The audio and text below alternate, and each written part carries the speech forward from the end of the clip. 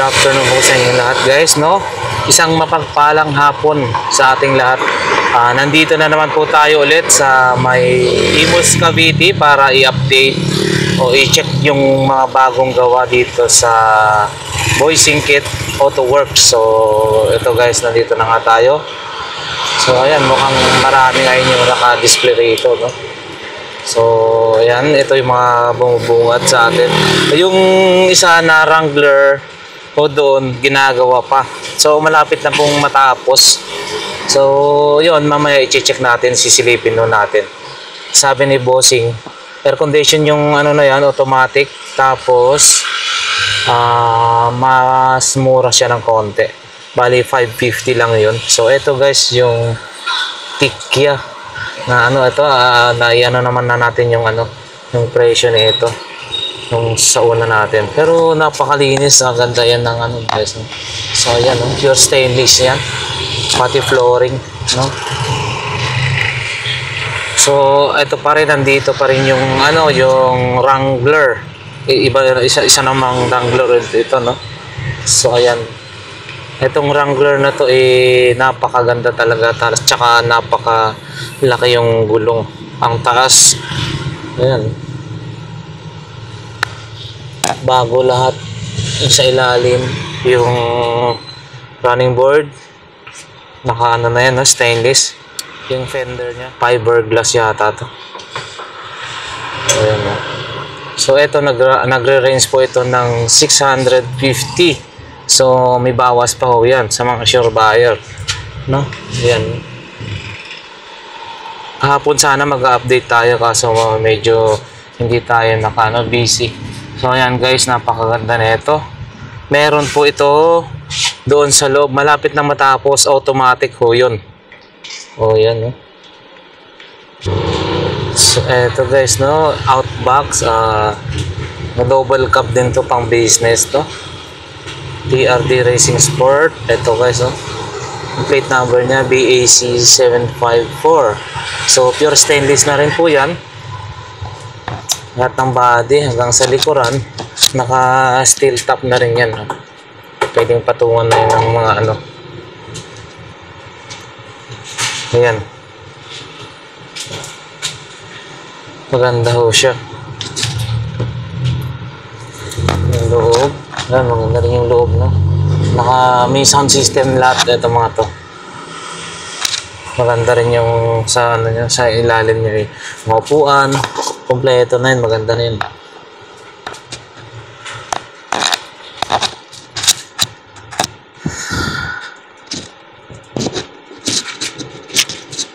Checkan natin yung ito guys, yung mga makina niya.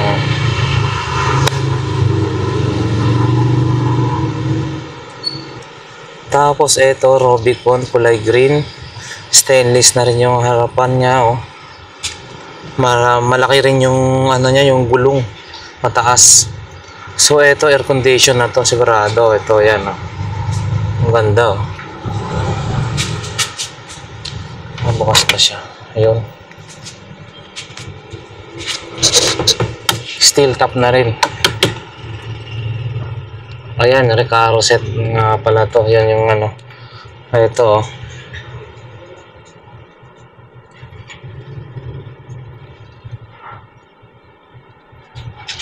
Bale, ito guys, no, asking price na ito is 550.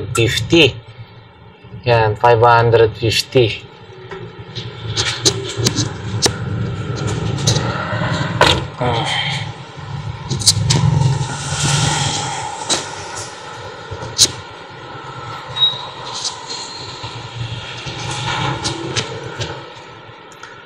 Ayan, no, mga lead light na rin siya. Ito rin yung mga signal light.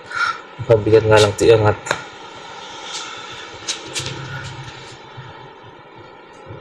So ayan guys, napakaganda.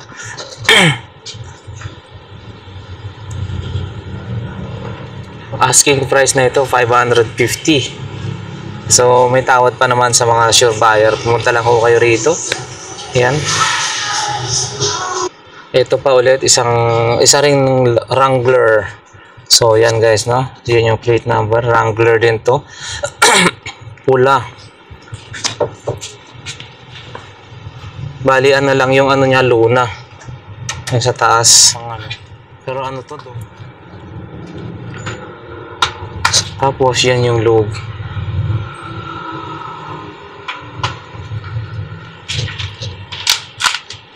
Asking price na ito guys, no, 350k. Toyota Tucson yung ano nito, 4x2. 4x2 350k. Pero may bawas pa ho yan sa mga sure buyer. Punta lang ho kayo rito. Eto guys, oh, owner FPG yata to. Ito yung FPG na sinasabi nila na owner. Air condition din to guys. Yan, oh. Check na natin yung loob. Ayan, no, ang ganda, oh. Air condition din to.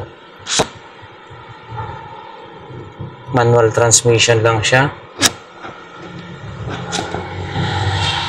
Hindi natin alam yung presyo nito kasi, pero pwede po kayong ano, tumawag para sa ano, ilalagay ko na lang yung number kung sino yung pwedeng kontakin. So yan guys, oh. LED light na rin siya, pure stainless yung harapan. Ano kaya yung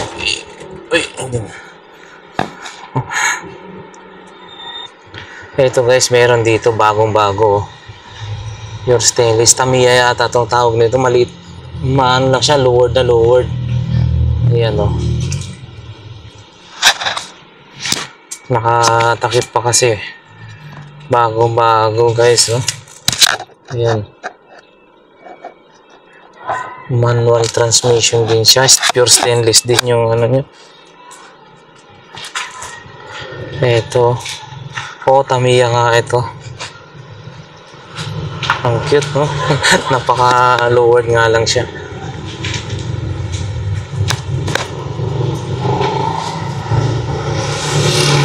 Wala pa siya nakalagay ng presyo.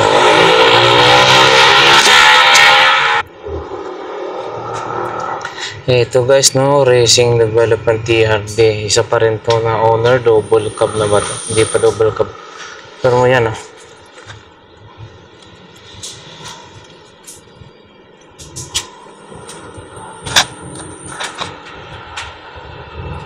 Low na lang yung ano niya, sa taas niya. May carrier na rin sa likod. Ayan. Tsaka yung tabi niya, ito, pure stainless din Toyota. Ang makina,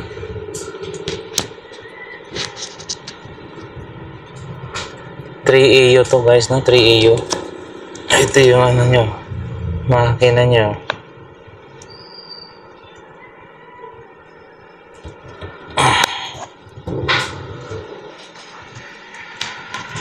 Pure stainless. Yung sa taas niya is luna lang.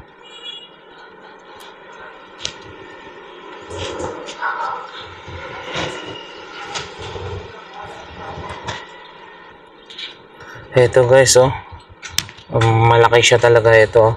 Bali diesel to na 4DR5 guys, oh.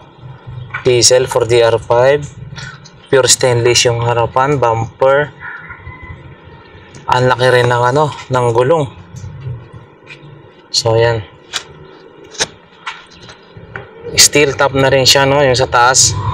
Hindi na siya ano, bali stainless yan. Yung ball bar, yung running board ba yun, tawag niyan. Tapos double cab siya, pang negosyo na to. Yan, mga pure stainless guys, no. Yan, no. Tsaka ang laki ng gulong talaga naman. Yan yung sa logo. Ito yung ano, kung tawagin 3 doors. 3 doors na siya. Ayan, no.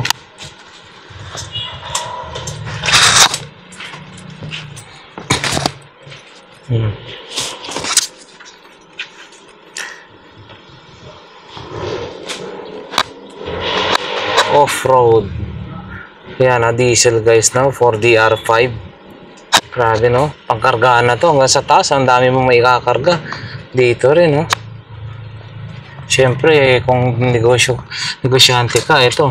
Pure stainless to. Hindi na to mabubulok. Basta-basta. Pangmatagalan na to. Oh, yan, no? 3 doors.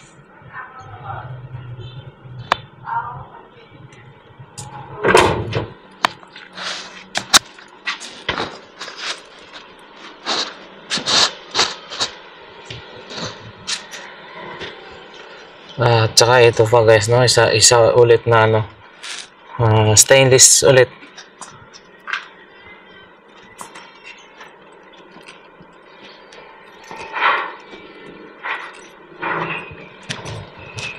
Ayan.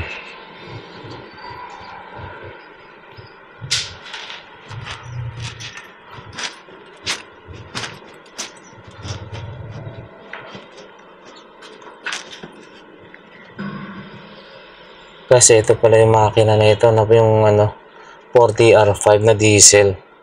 Oh, grabe no, laki oh. Ito yung engine bay niya. Ang linis din, laki. At saka marami pa rito guys, oh, yan oh. Bali box type yata to ang tawagin. Ito nagre-range na lang to ng 165, may tawad dyan siguro hanggang ano yan, pwede 130 or depende sa inyo kung magkano ang pwede yung itawad guys, no? Ito stainless din yan, no? Ganda oh. Tapos ito bago rin yata to, Outback. Bali ito ay 160k. Low na lang din yung sa taas nya. So stainless yung body hanggang sa harapan. Yan lahat stainless.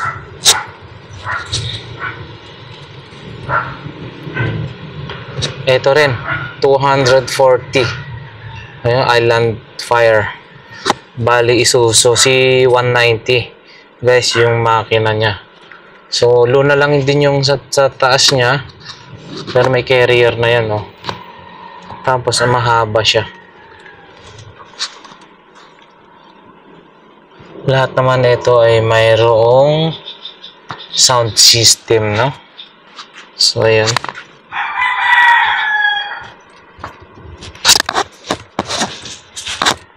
Ayan guys, ito 340. So may mga bawas pa naman talaga ito. Double gap pang business. Isuzu yung makina.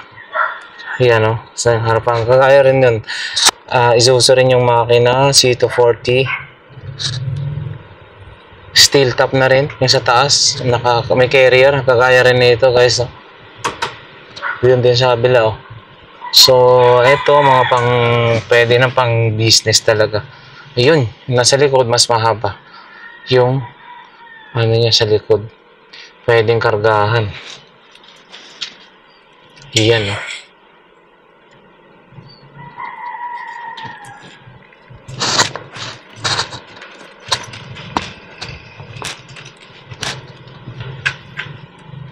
Ayun, mga haba talaga yung sa likod. Mas mahal sigurado yun. C240 yung engine ano niya. Diesel po yun. Diesel power nakalagay. Ito rin guys, oh, bago lang din naman to. God's Great. So diesel power din to, diesel yung ano niya. Makina niya. C240. Ito, steel top na. So wala nang problema, no? Hindi na yan ano. May carrier din. So yan, no? Mga ano rin dito sa likod yung pwedeng mailagay mo dyan. Yun o, ganda rin ng ano yan.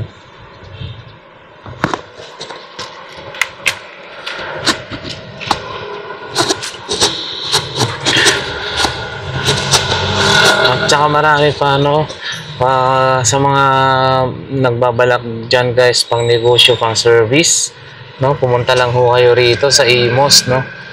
Imos lang, Malagasang. Marami silang mga ginagawa pa doon sa paggawa nila doon. Saka syempre dito sa display center nila, ayan, no, marami rin to, mga ilang unit din to guys. Baka sakali na makita nyo rito yung mga hinahanap ninyo. Ayan. So ayan guys, no, para sa mga nagtatanong, yung naghahanap ng automatic na Wrangler, eto meron po silang ginagawa rito na malapit nang matapos. So eto naman ay, ang makina niyan ay diesel na 4D56 engine, no, diesel, tapos ready to 4x4 na siya. Automatic transmission, bali power steering na rin ho ito, naka aircon, tapos yung size ng kanyang mags ay 17. So ayan guys, no, ang laki. 6 holes. So ito guys, no, check natin yung kanyang body. Meron siyang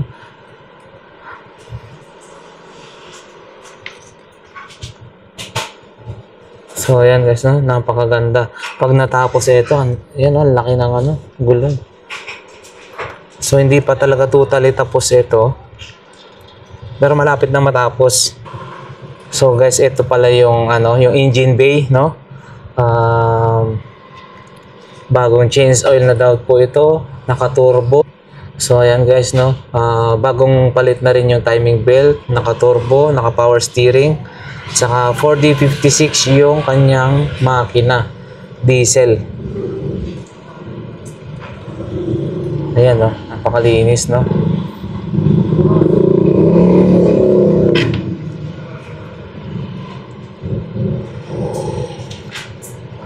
LED light na rin yung kanyang, LED na rin yung kanyang mga ilaw guys. So ayan, no. Malapit na pong matapos ito. Automatic transmission po ito, na sa mga nagtatanong nung nakaraan, eto na, abang-abangan na po natin at malapit na po. So hanggang dito na lang guys yung ating vlog for today. So sa mga interesado ho dyan, no, lalo na yung mga naipakita natin mga ibang owner type jeep doon, so pwede po kayong tumawag or mag-comment sa ating video na to para masabi natin kung ano yung mga kinakailangan nyo pang details na malaman. So once again, maraming salamat sa aking mga subscribers and viewers. God bless po sa lahat.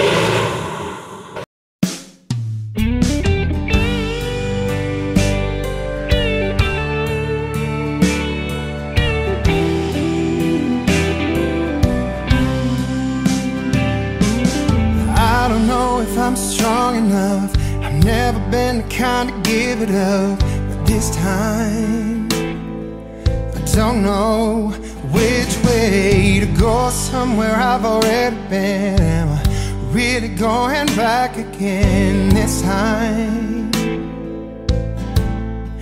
This time I don't know.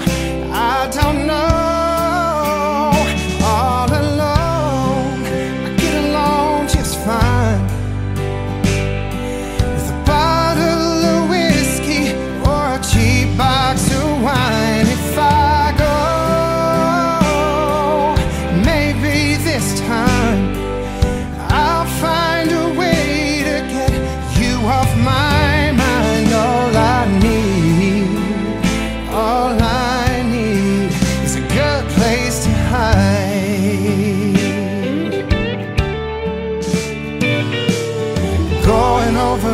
Things you said, should I let you go? I'll let you in this time.